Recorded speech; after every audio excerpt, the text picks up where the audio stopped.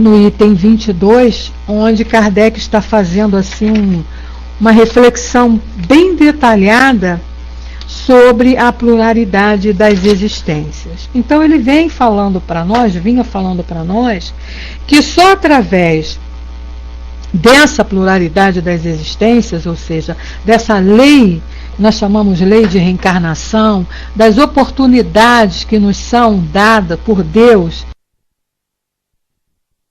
pela misericórdia divina, necessários a este mundo, a estarmos encarnados, para podermos evoluir, para podermos crescer, só através desta lei, desta explicação, nós podemos entender muitas dúvidas que existem em nossas cabeças quando não temos esse conhecimento.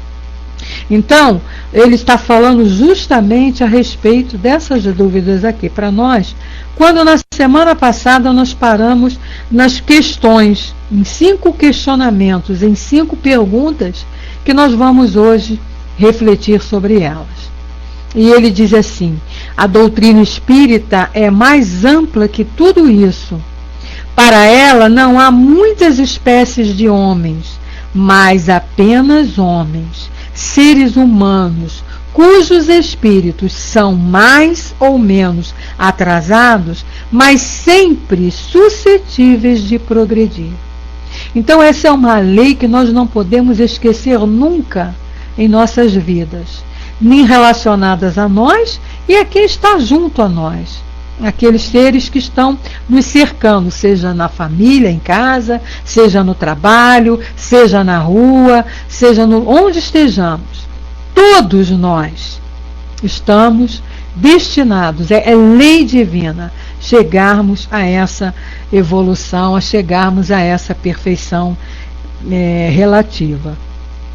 Nisso ele diz assim: isto não está muito mais conforme com a justiça de Deus? É claro, né? Então, assim, desta maneira, vendo a reencarnação, entendendo essa lei de reencarnação, sabendo qual é o processo, qual é a razão porque Deus a criou, nós vamos entender justamente encontrar respostas para mais essas 5 questões que ele colocou aqui, que nós paramos no nosso último estudo. Na semana passada nós vimos aquelas outras. Hoje nós vamos ver mais essas 5. Que ele coloca assim: a primeira. Então ele diz: vimos a alma no seu passado e no seu presente. Se a considerarmos quanto ao futuro, encontraremos as mesmas dificuldades. Então, baseado nas vidas precedentes, baseados nas vidas que nós já tivemos, Kardec, então, tendo esse conhecimento, vai nos fazer refletir aqui sobre pontos importantes.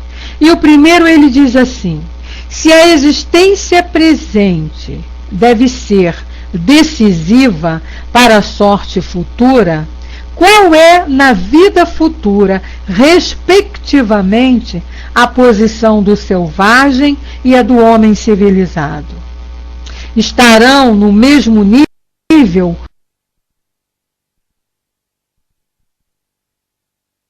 ou eu não sei, porque eu não estou fazendo nada aqui. Voltando aqui, né?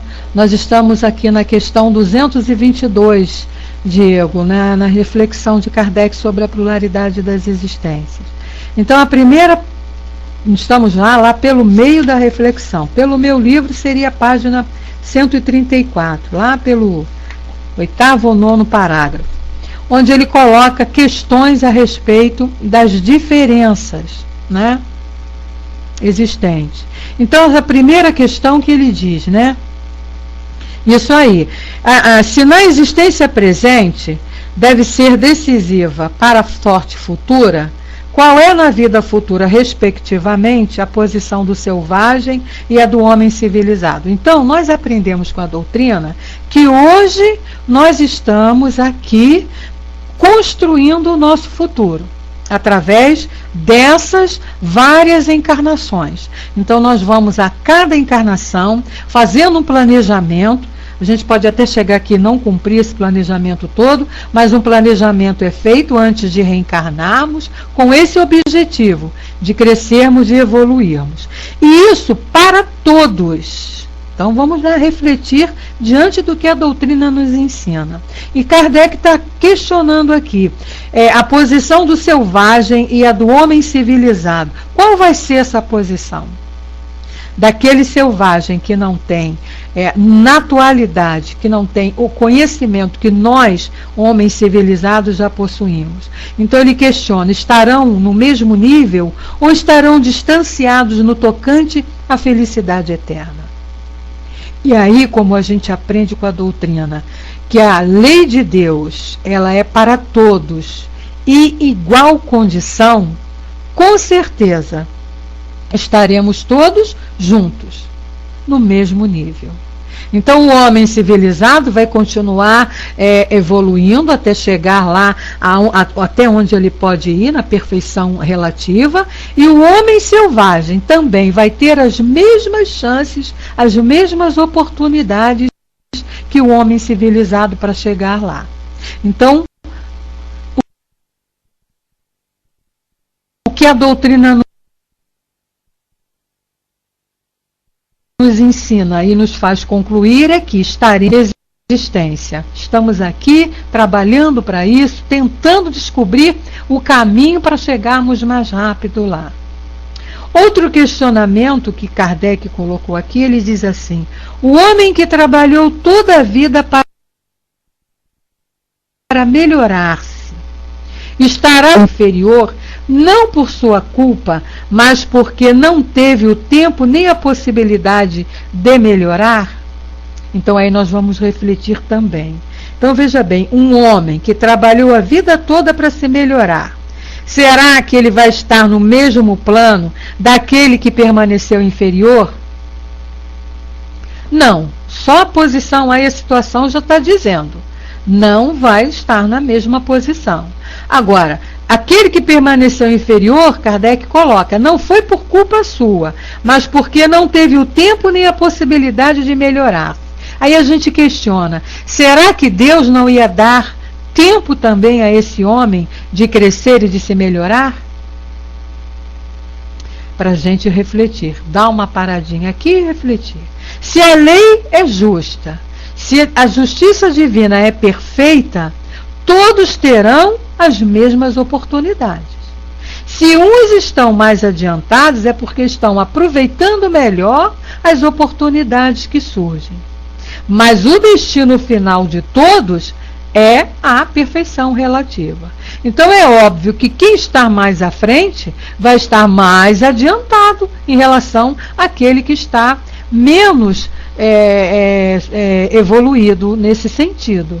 Né? Mesmo que não seja por sua culpa, como ele diz aqui, porque não teve o tempo nem a possibilidade, nós vamos ver que na lei de Deus isso não existe. Todos estarão tendo a mesma oportunidade. As mesmas oportunidades. Né? Deus não separa, você vai ter essa oportunidade de perfeição. Outro questionamento aqui, mas a gente vai ver aqui como é que Kardec nos esclarece melhor isso. Outra questão que ele coloca aqui é a seguinte: o homem que praticou o mal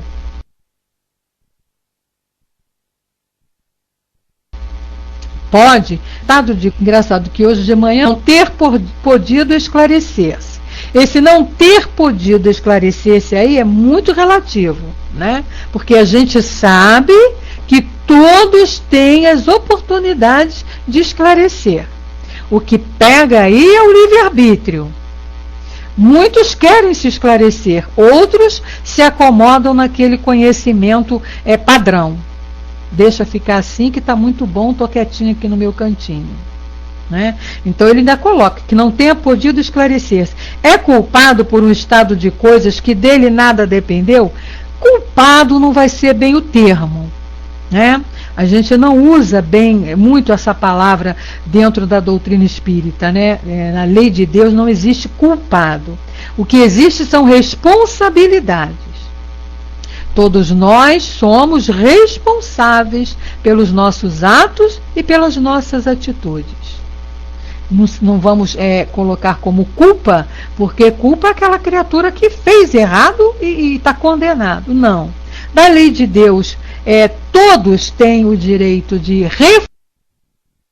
refazer aquilo que fizeram equivocadamente. Encarnamos, a espiritualidade prepara para todo mundo, atendendo sempre às necessidades de cada um, mas todos com as mesmas oportunidades. Ninguém tem privilégio. Então, quando a gente vê aí, por não ter podido esclarecer-se, é muito relativo isso. Outro que ele coloca aqui, outra pergunta, né, outro questionamento para a gente refletir, quando ele diz: trabalha-se para esclarecer os homens, para os moralizar e civilizar. Mas para um que se esclarece, há milhões que morrem cada dia antes que a luz consiga atingi-los. E aí ele questiona: qual a sorte deles? Serão tratados como réprobos? Caso contrário, o que fizeram eles para merecerem estar no mesmo plano que os outros? Boas perguntas também, né? Então a gente aprende, olha só, o que eu entendi aí desse raciocínio de Kardec. A gente aprende que só vai estar no reino de Deus, no reino dos céus, no paraíso, aquele que seguir a Jesus. Aquele que segue os ensinamentos do Cristo. Que segue os ensinamentos cristãos. Muito bem. Mas nós sabemos que dentro do planeta existem religiões que nem aceitam Jesus como seu guia. Então nós temos lá os próprios judeus, que não aceitaram Jesus como filho de Deus, nós temos os muçulmanos, nós temos os hinduístas, nós temos os budistas, várias religiões que não têm Jesus como mestre. Será que essas criaturas, é isso que Kardec está perguntando aqui, será que eles serão tratados como réprobos? Será que eles vão ser tratados diferente porque não seguiram os ensinamentos do Cristo? Seria terrível isso, né? Pois é, 2/3 da humanidade não é cristão, né, Negrão? Então, será que esses 2/3 da humanidade não vão ter direitos ao paraíso, não vão ter direito a essa felicidade, não vão ter direito a evoluírem também? Será que isso seria justo? Só quem acredita em Jesus tem direito? Não é? A gente aprende com a doutrina que não. Que não importa nem se você tenha ou não religião. O que importa são os seus atos e as suas atitudes diante de um comportamento moral, positivo. Mas continuando aqui com Kardec, vamos ver a outra pergunta que ele coloca. Qual é a sorte das crianças que morrem em tenra idade, antes de poderem ter feito o mal ou o bem? Então, aquelas criancinhas que nascem, né, e desencarnam com 1, 2 anos, até com meses ainda. Qual vai ser a sorte delas? A gente aprende antes de doutrina espírita, pelo menos eu aprendi isso na outra religião que eu professava, de que são anjos, são anjinhos, e que vão direto para o céu. Mas aí a gente pergunta, né, será que são anjinhos mesmos? Eles não tiveram oportunidade de vivenciar as dificuldades aqui do planeta. Eles não tiveram uma vida para passar dificuldade, para ver se realmente eles se comportariam como anjinhos. Então é isso que Kardec está questionando aqui, né? E aí ele diz: se estiverem entre os eleitos, por que esse favor, se nada terem feito para o merecer? Né? Se forem anjos, como a gente aprende, crianças que morrem em tenra idade são consideradas como anjinhos e vão para perto de Deus. Pelo menos foi assim que eu aprendi, né? Então, quando a gente era bem mais jovem, nós víamos lá uma criança desencarnava, a gente dizia: um anjinho no céu. né? Pois é, né, Dudu? Não sabemos que anjinhos foram na vida pregressa. E aí é o que Kardec, mesmo que a gente não tenha esse conhecimento, se é justo, né, aquele que morreu, que nasceu, viveu 2 anos, 2, 3 anos aqui, virou anjinho. Aquele que foi até os 15, 16, 17 anos, já não é mais anjo. Isso não combina com a justiça de Deus, né? Outra coisa que Kardec coloca aqui, por que privilégio foram elas subtraídas às tribulações da vida? Por que morreram tão cedo? Gente, isso é questionamento que Kardec faz sem a gente ter esse conhecimento que a doutrina nos traz sobre as reencarnações. Então era o que nós aprendíamos antes nas religiões tradicionais, né? A criança morria, era um anjinho que ia para o céu. Por que nascer e morrer logo? Só para vir dizer aqui, chegar aqui, ver aqui, mostrar para o mundo que um anjo morreu, um anjo foi para o céu? Não tem nada a ver com a inteligência de Deus, né? Pois é, sempre foram questionamentos. E a gente vai ver aqui agora a reflexão que ele faz em cima dessas dúvidas, né, dessas perguntas que ele coloca e fez aqui no Livro dos Espíritos. Nós temos a resposta, né? O Diego colocou aqui: não seria esse o tempo necessário para o anjinho, entre aspas, cumprir o que deixou de ser feito na vida passada? Sim, Diego, nós, com o conhecimento da doutrina, sabemos disso. Mas Kardec está colocando aqui, antes de termos esse conhecimento. Como você coloca aí, não seria essa uma prova maior para os pais do que para a própria criança? Sim, está completamente certo aí no seu questionamento. Mas esse é o ensinamento que a doutrina nos trouxe. Eu, por exemplo, não nasci em berço espírita.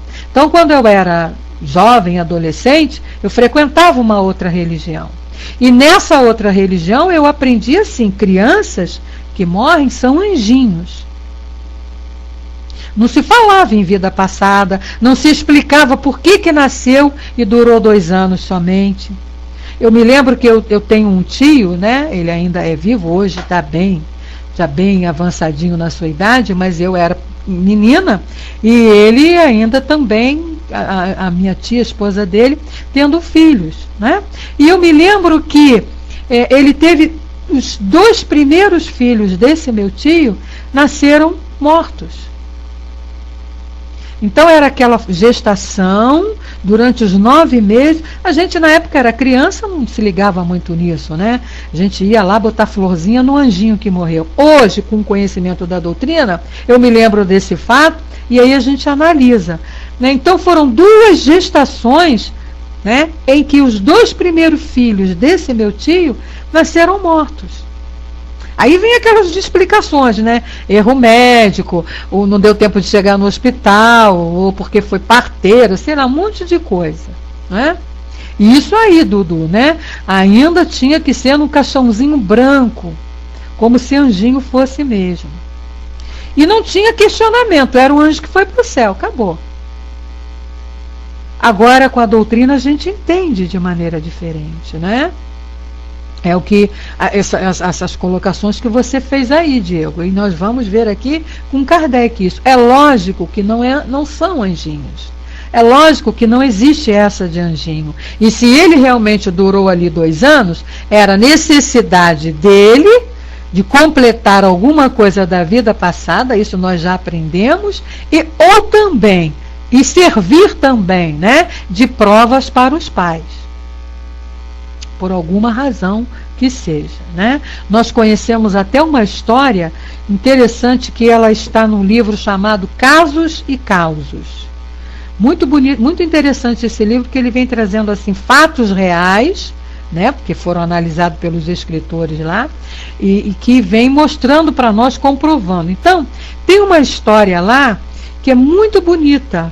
E essa história é assim: no tempo da escravidão, um jovem casal namorando ali e se preparando para se unir ali na maneira deles, no costume deles ali, escravos, ficaram muito preocupados com um escravo já bem velhinho, que estava lá no cantinho da senzala, doente e sofrendo muito. E esse jovem casal, por pena desse escravo, achando que estava lhe fazendo bem, o que fez? Preparou lá um chá, e esse chá veio fazer com que esse velho escravo desencarnasse.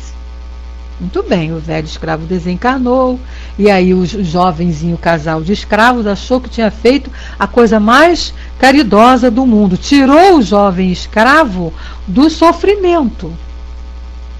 Muito bonito, maravilhoso, né? Muito bem. Passaram-se muitos e muitos anos, e aí veio acontecer esse fato aqui no Rio de Janeiro. Um jovem casal namorou, casou e tiveram o primeiro filho. A criança nasceu linda, bonita, maravilhosa, um menino até.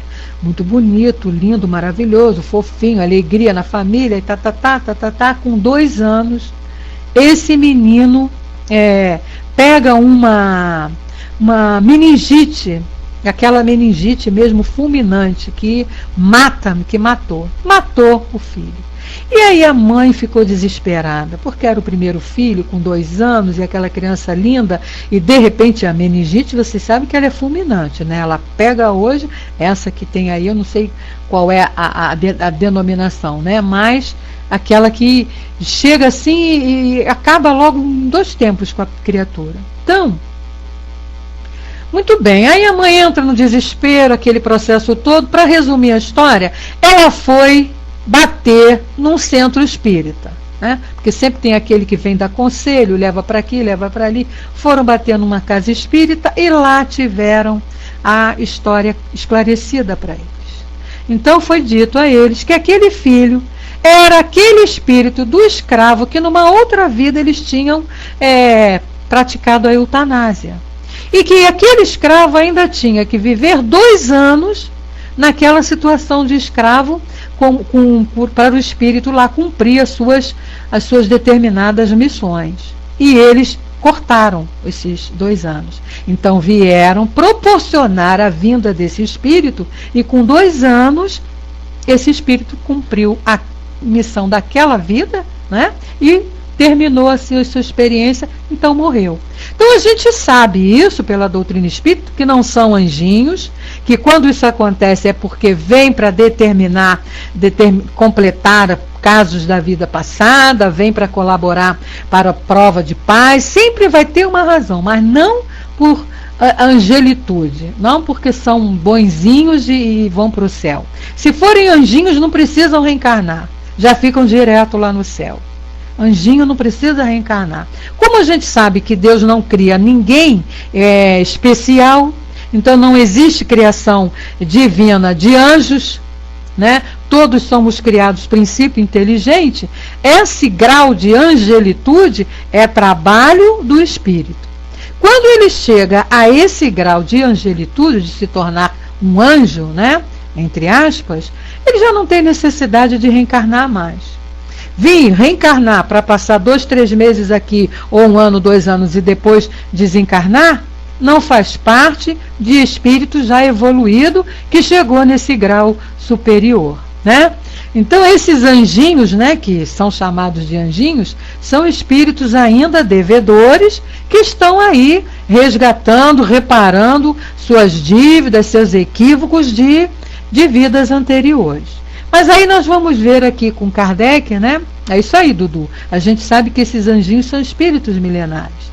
Então Kardec agora vem colocando para nós aqui. E ele diz assim: há uma doutrina que possa resolver essas questões? Quer dizer, esse questionamento que ele colocou aqui, será que existe alguma religião, alguma doutrina que traz respostas lógicas a essas questões?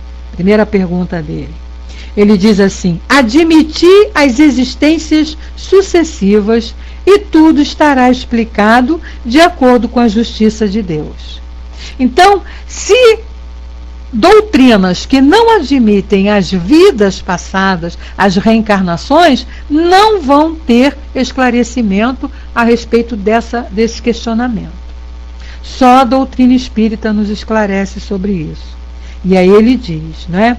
Aquilo que não podemos fazer numa existência, faremos em outra. Isso é lei de Deus. É assim que ninguém escapa à lei do progresso. Então ele já está falando aqui em relação àquela primeira questão lá do homem selvagem e do homem civilizado. Ninguém vai ficar de fora da lei do progresso, ou seja, de se tornar um espírito superior. Cada um será recompensado segundo o seu verdadeiro merecimento. Ninguém é excluído da felicidade suprema, a que pode aspirar, sejam quais forem os obstáculos que encontre no seu caminho. Então, todos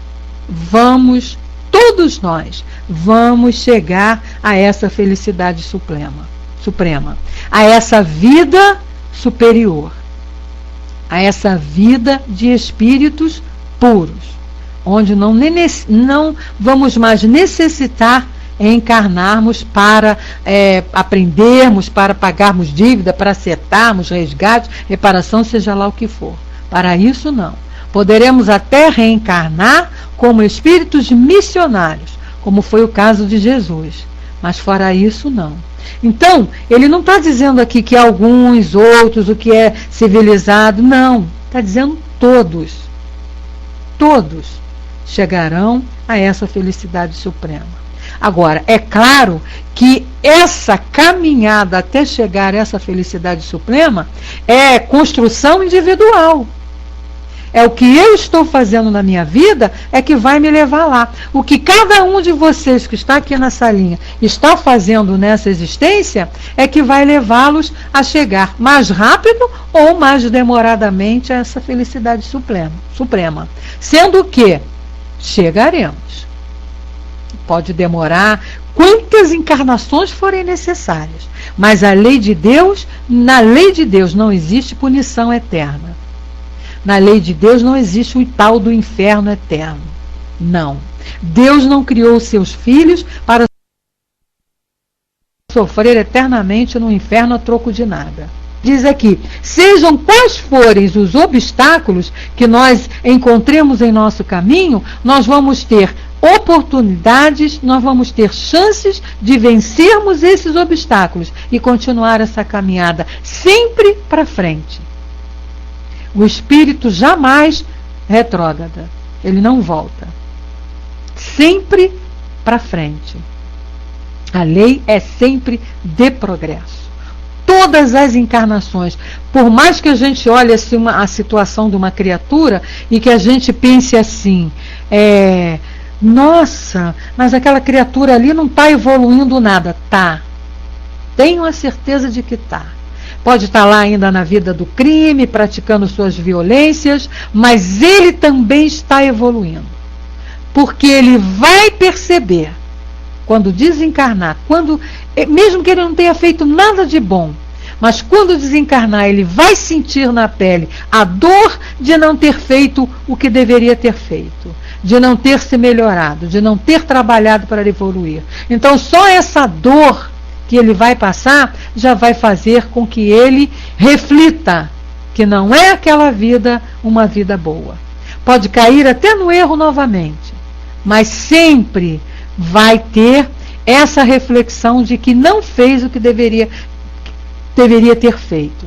Então, não existe volta. Você não volta. Depois que você... vamos levar para a nossa vida material. Eu gosto muito de trabalhar com exemplos materiais, né? Depois que você tem dentro da sua casa deixa eu ver aqui, né? Uma geladeira, último modelo, uma geladeira duplex lá, com freezer, com tudo, último modelo. Você vai deixar essa geladeira último modelo e vai comprar aquela geladeira lá de 1900 e me esqueci? Aqueles nomes antigos que nem existem mais? Alguém vai querer comprar uma geladeira, por exemplo, porque eu me lembro da primeira geladeira na minha casa, que era Campos Sales, que a porta era lisa, não tinha nada na porta. O refrigerador era uma coisinha pequititinha, né?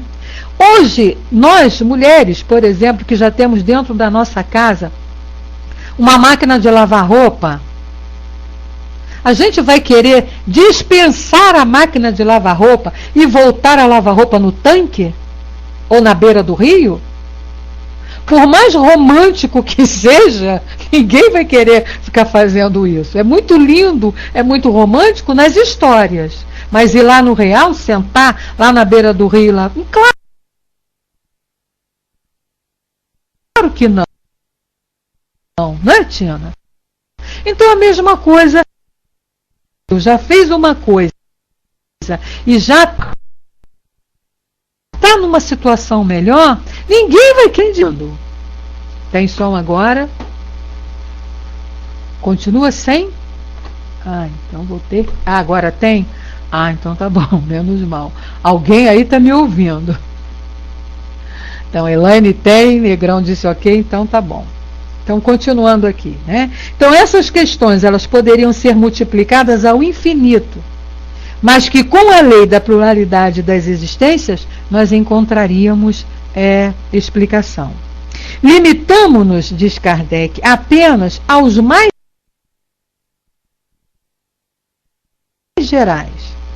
Seja como for, não é admitida pela Igreja. Isto seria, portanto, a subversão da religião. Nosso objetivo, diz Kardec, né, não é, no momento, tratar dessa questão, bastando-nos haver demonstrado que aquela doutrina é eminentemente moral e racional. Então, a preocupação de Kardec não era se a Igreja aceita ou se a Igreja não aceita. Então, é aquele velho ditado, você aceitando ou não aceitando, a realidade é essa. Você só vai ter a decepção depois de ver que aquilo que você não acreditava é uma realidade. Pronto, só isso. E aí então Kardec diz, né, nosso objetivo não é no momento tratar dessa questão, bastando-nos haver demonstrado que aquela doutrina é eminentemente moral e racional. Ora, o que é moral e racional não pode ser contrário a uma religião que ame Deus como a bondade. Sido a religião se, contra a opinião universal, tivesse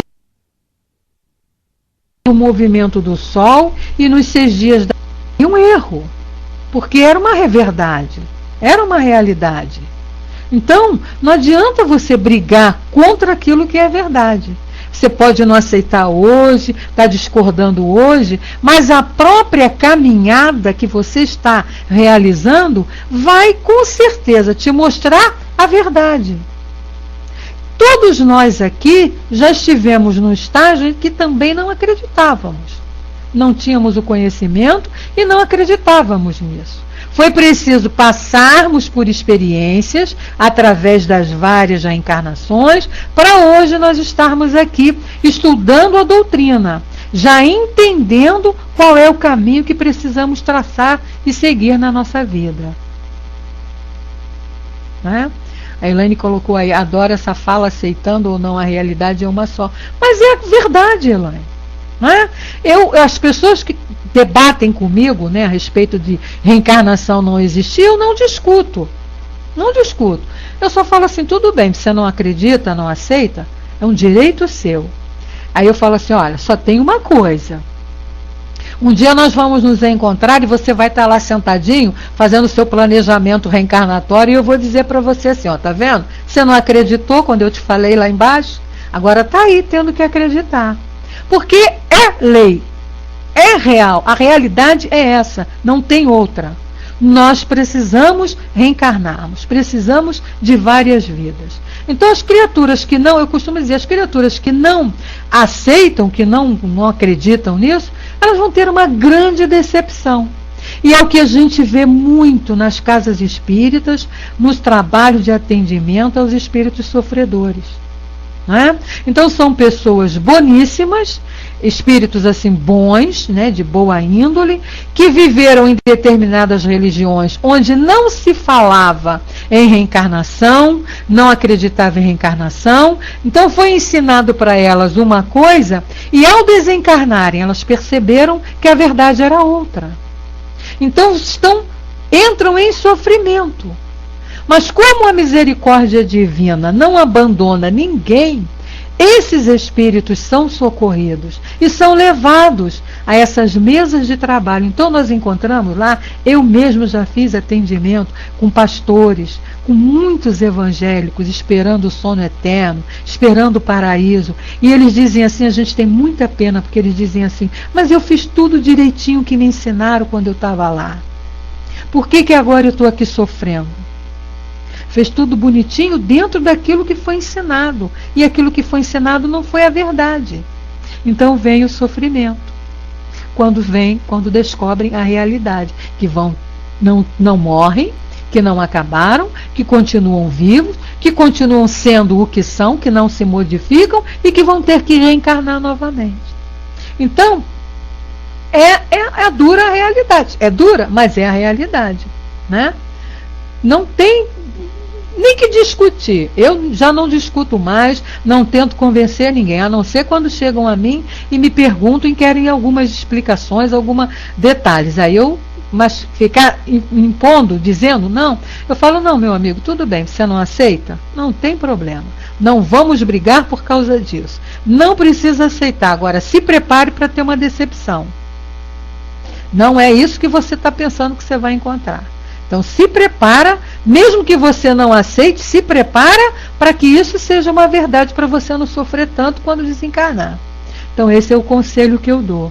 Que vai ser essa verdade que todos vão encontrar, né? E aí então Kardec continua dizendo aqui para nós, né? Que crédito mereceria e que autoridade teria entre os povos esclarecidos uma religião baseada nos erros evidentes oferecidos como artigos de fé? Né? Vai cair por terra. Quando a evidência foi demonstrada, a Igreja sabiamente se alinhou ao seu lado. Se está provado que existem coisas que seriam impossíveis sem a reencarnação, se certos pontos do dogma não podem ser explicados senão por esse meio da reencarnação, será necessário admiti-la e reconhecer que o antagonismo entre essa doutrina e os dogmas é apenas aparente. Então, mais cedo ou mais tarde, todas as religiões que não aceitam a reencarnação, elas vão ter que aceitar. Vão ter que aceitar. Porque é a lei de Deus. É a lei natural. É lei natural. Não foi nada criado por nenhum homem, não foi criado por Jesus, não foi criado por Moisés, não foi criado por ninguém. Foi criação divina. É misericórdia de Deus para conosco nas nossas dificuldades, nos dando as oportunidades, quantas forem necessárias, de voltarmos e de aprendermos a não agir de maneira equivocada mais. É o futuro das religiões. Já dizia Leon Denis, né, Diego? Né? Não é a religião do futuro, mas é o futuro de todas as religiões. E a gente está percebendo isso. A gente já está percebendo, né? Muitas criaturas de outras religiões já estão buscando estudar as obras da codificação. Na Casa Espírita Leon Denis, aqui no Rio de Janeiro, no centro que a gente frequenta, muitos evangélicos vão lá fazer estudos do Evangelho, nos nossos cursos, né? Que a casa tem curso lá, estudo de tudo, da codificação, das obras de Leon Denis, de João, tem tudo. Então, nas obras da codificação, nós encontramos pessoas de outras religiões que vão lá estudar o Evangelho, à luz da doutrina espírita, que vão estudar o Livro dos Espíritos, porque querem entender, porque já não estão mais satisfeitos com as explicações dadas lá na sua igreja. Muitos até vêm escondidos, a maioria vem escondido, o pastor ou a igreja que eles frequentam não podem saber disso, mas já estão buscando informações. Não é? A gente percebe isso até mesmo no nosso dia a dia, no trabalho, aquelas pessoas que professam outras religiões e que sabem que nós somos espíritas, vêm sempre questionar, fazer perguntas. O que você acha disso? O que você acha daquilo? Então, quando tem novela, né, como agora está passando aí uma novela que fala sobre espiritismo, sobre esses fenômenos naturais, nossa, como eles vêm atrás de nós quererem explicações. Por que isso? Porque as suas doutrinas já não estão satisfazendo tanto. É o progresso chegando, né? É a lógica chegando, é o raciocínio chegando. E é o futuro mesmo das religiões, vai ser a doutrina espírita, porque é a única que está ali, lado a lado com a verdade da lei de Deus. Né? Pois é, negrão. Tem momento quando você está lá se dedicando, é isso aí que você colocou, tem momento que fica faltando algo. Aí a gente precisa procurar a resposta. Tem um momento que falta. Aí você, pelo menos um exemplo você tem aqui falando para você, foi o que aconteceu comigo. Eu era católica, mas sempre questionei muitos pontos. Enquanto eu era criança, tinha que obedecer a papai e a mamãe, eu fiquei lá. Mas quando eu consegui a minha liberdade de escolher o caminho, eu saí em campo. E fui buscar respostas para as minhas dúvidas. E só encontrei respostas lógicas na doutrina espírita. E olha que eu fui a muitas, né? Não, minha querida, aqui você vai ouvir isso sempre, porque é a experiência nossa que nós vamos trocando aqui, Elaine. A Elaine colocou para nós, que bacana, achei que ainda demoraria para ouvir essa fala da procura dos evangélicos. Que bom, vão procurar, todos vão procurar, só evangélicos não, católicos também estão procurando. Já você veja que muitos católicos têm uma fé muito grande em Dr. Bezerra de Menezes. Quantos católicos que eu não conheço que tem o retratinho de Dr. Bezerra em suas casas? Né? Por quê? São católicos, né? Praticantes, mas tá lá. O retratinho de Dr. Bezerra, e tem uma fé imensa em Dr. Bezerra. Vai dizer para uma criatura dessa que Dr. Bezerra não é um santo? Nossa, eles até te batem. Né? A fé é tão grande e conseguem, né, o atendimento lá das suas fés nessa situação. Isso aí. Então ele diz para nós, né, quando a evidência foi demonstrada, a igreja sabiamente se alinhou ao seu lado. Né? E aí ele diz, mais tarde mostraremos que a religião talvez esteja menos afastada dessa doutrina do que se pensa, e que ela não sofreria mais ao admiti-la, do que com a descoberta do movimento da Terra e dos períodos geológicos. Vocês se lembram que o Papa anterior a esse, que era um homem assim, dentro da religião católica, eu achava ele um homem assim, sensacional, evoluidíssimo, com umas ideias bem avançadas em relação à fé que ele professava, mas ele tinha o conhecimento. Né? Vocês lembram que ele declarou uma vez que inferno e paraíso e céu não existiam, que eram estados de alma. Ele falou isso claramente. E ele falou muitas coisas que estavam relacionadas ao conhecimento de doutrina espírita. Eu falava sempre assim, esse Papa João Paulo II, ele estuda as obras de Kardec. Para falar o que ele fala, né, o que ele defendia, é que apagaram. Quando ele começou a falar muito, abafaram continuar falando. Né? Mas ele falava muitas coisas, ele botou assim ideias bem renovadas na Igreja Católica, nos adeptos da Igreja Católica. Só essa do inferno e o céu não serem um lugar circunscrito, mas sim um estado de alma, já foi uma grande coisa. Infelizmente, esse Papa que está aí atual, que é mais Dom Helder também era super. Ideias assim, eu falava também. Dom Helder também andou estudando, vendo o livro dos Espíritos lá na encolha e tinha suas ideias. Mas infelizmente esse, né, que está aí agora, a gente percebe que ele já é mais tradicional, né? Está ligado àquelas raízes, tanto é que ele veio e desmentiu o que o outro falou, que existe sim céu e inferno. E a gente sabe que não existe, né? Então, não tem jeito, vai chegar a um ponto em que eles não vão ter mais explicações para os fenômenos, para as coisas que estão acontecendo. Ou aceitam o que a doutrina diz, ou vão ficar perdidos no mundo. E aí vai ter que aceitar. Né? É a lei chegando e cumprindo ali, o progresso chegando. E aí Kardec diz aqui para nós, né? O princípio da reencarnação ressalta, aliás, de muitas passagens das Escrituras, encontrando-se especialmente formulado de maneira explícita no Evangelho.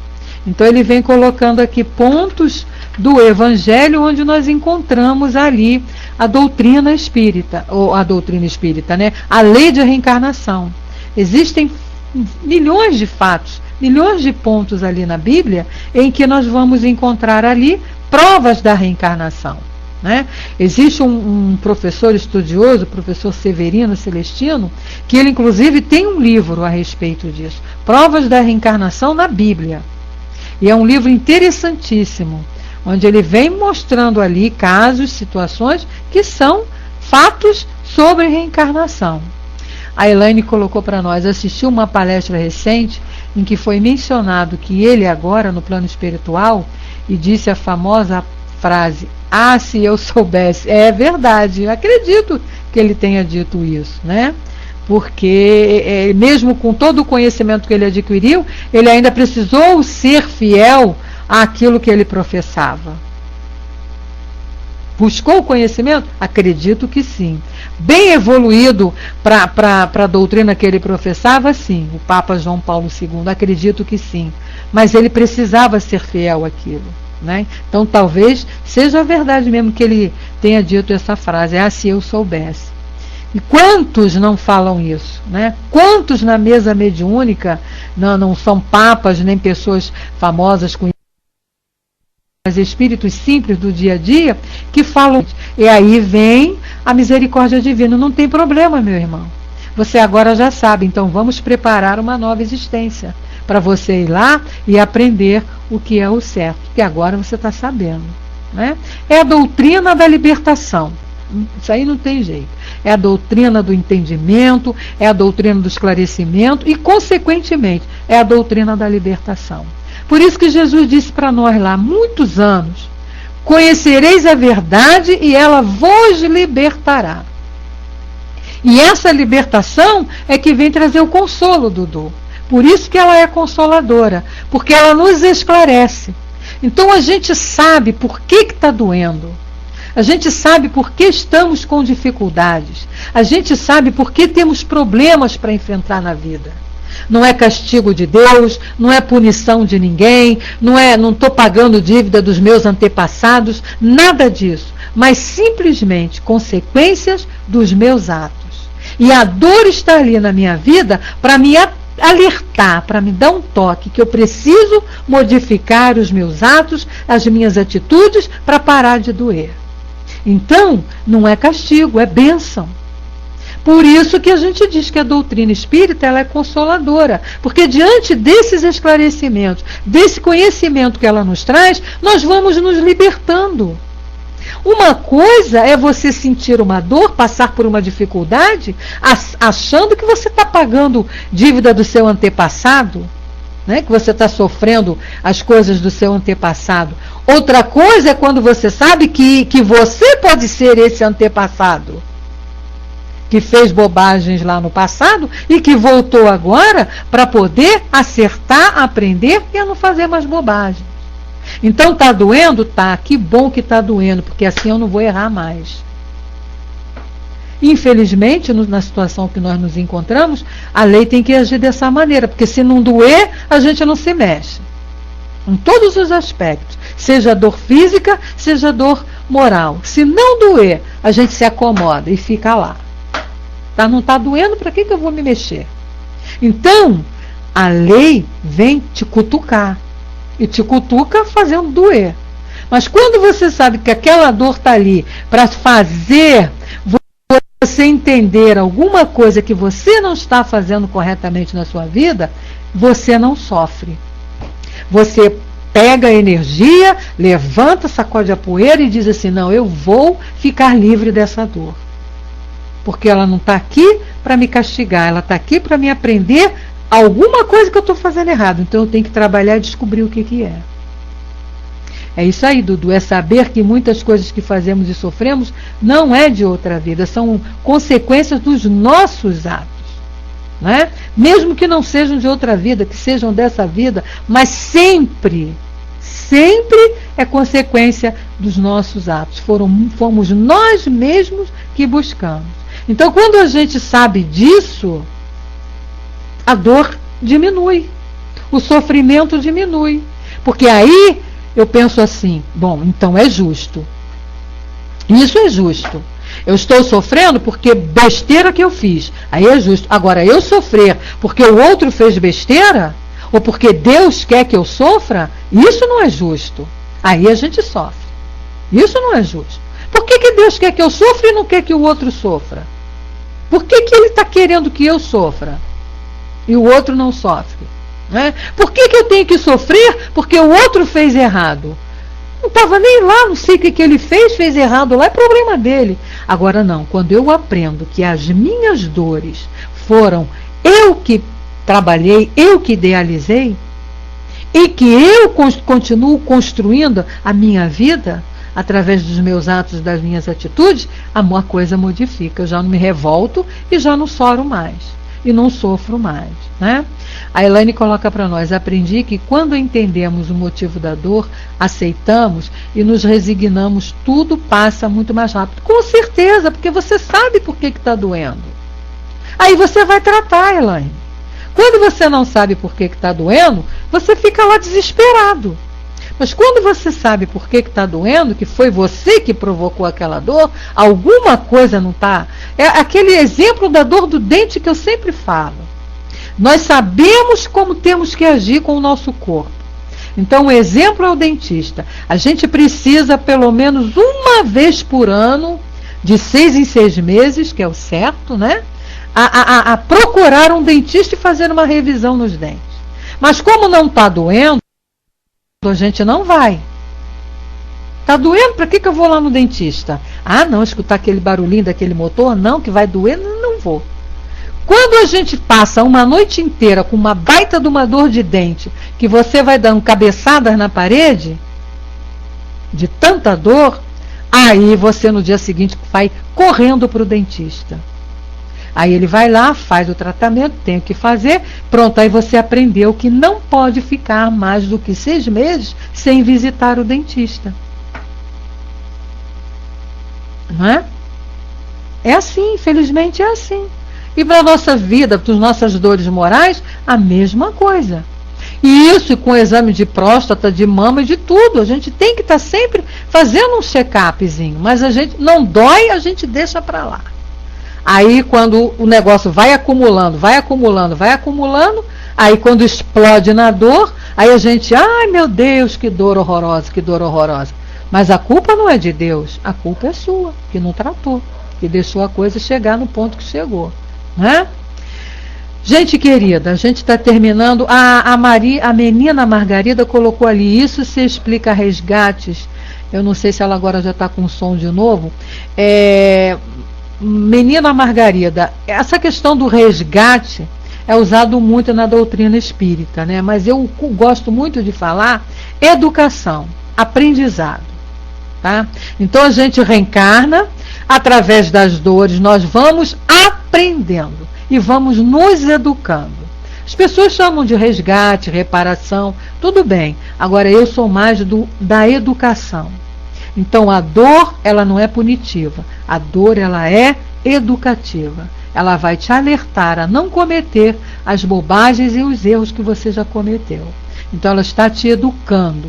E com isso, você vai resgatando o que é certo para a sua vida. Aí com certeza. Bom? Então a gente está encerrando aqui, já passamos ali, educadora, lei educadora. Educativa. Ela não é punitiva. Deus não castiga. Ninguém está fadado a ficar em inferno, não. Estamos todos fadados à felicidade.